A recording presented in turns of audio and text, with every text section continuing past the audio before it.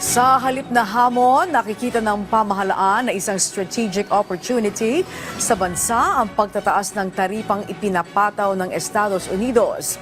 Sa katunayan, ang Malacanang inimbitahan ng mga manufacturer na magpunta sa Pilipinas na isa sa may pinakamababang taripa sa Southeast Asia.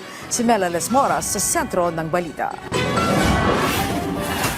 Pinawi ng Malacanang ang pangamba ng ating mga kababayan kasunod ng bagong taripa na ipinataw ng Amerika sa mga produkto ng humigit kumulang 100 nitong trading partners kasama na ang Pilipinas. Ayon kay Palace Press Officer Yusek Claire Castro, inaasahang hindi naman ito masyadong makakaapekto sa atin.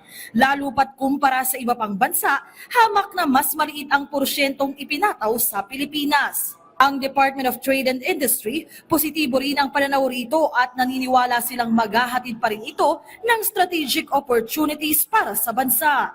Sabi nga po ng DTI, very minimal po ang magiging impact sa atin ito. Tayo rin po ay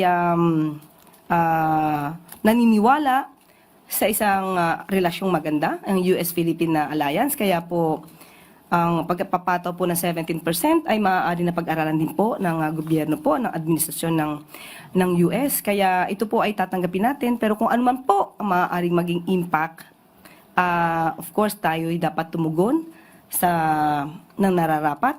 Maging si House Ways and Means Committee Chair Joey Salceda na isa ring ekonomista, naniniwala ring posibleng may mga oportunidad din itong idudulot. Bawat bansa may kanya-kanya raw kasing trade policy at nagulat pa nga siya dahil mababa lang ang taripa na ipinataw sa Pilipinas kumpara sa ating mga karatig bansa, kaya't maaari itong gamitin ng pamahalaan para sa ating kapakanan.